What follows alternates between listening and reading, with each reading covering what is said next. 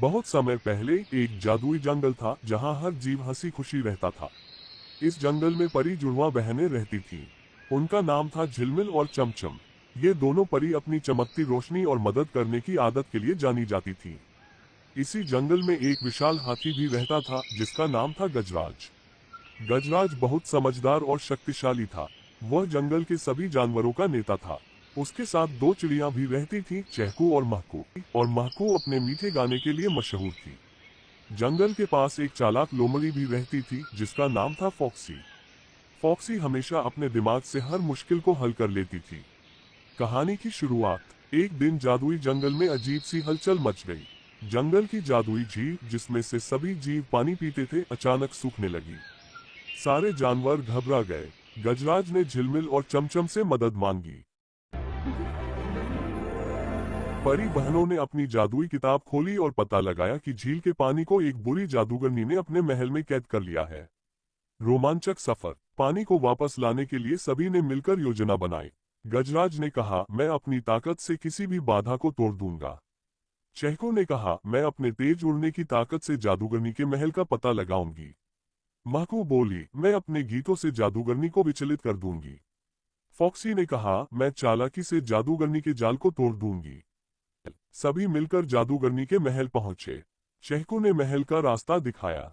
महकू ने अपनी मीठी आवाज में गाना शुरू किया जिससे जादूगरनी का ध्यान भटक गया। झिलमिल और चमचम ने अपनी जादुई शक्तियों से पानी की कैद को तोड़ दिया। फॉक्सी ने अपनी चालाकी से जादूगरनी को समझाया कि अगर वह जंगल को नुकसान पहुंचाएगी तो उसका जादू खत्म हो जाएगा। डर के मारे जादूगरनी ने वादा किया कि वह कभी जंगल के साथ बुरा नहीं करेगी। कहानी का अंत। सभी जानवर झील के पास इकट्ठा हुए। गजराज ने सभी को धन्यवाद दिया और कहा, ये हमारी टीम वर्क का नतीजा है। अगर हम साथ रहें तो कोई भी मुसीबत हमें हरा नहीं सकती। चहकू और महकू ने फिर से गाना शुरू किया और फॉक्सी ने अपनी चालाकी से हंसने वाली कहानी सुनाई।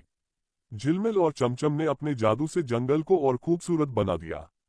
इस तरह जादुई जंगल में फिर से खुशियां लौट आईं। जादुई झील में पानी लौटने के बाद सब कुछ ठीक लग रहा था, लेकिन परी झिलमिल और चमचम को यह एहसास हो गया था कि बुरी जादूगरनी से खतरा पूरी तरह खत्म नहीं हुआ है।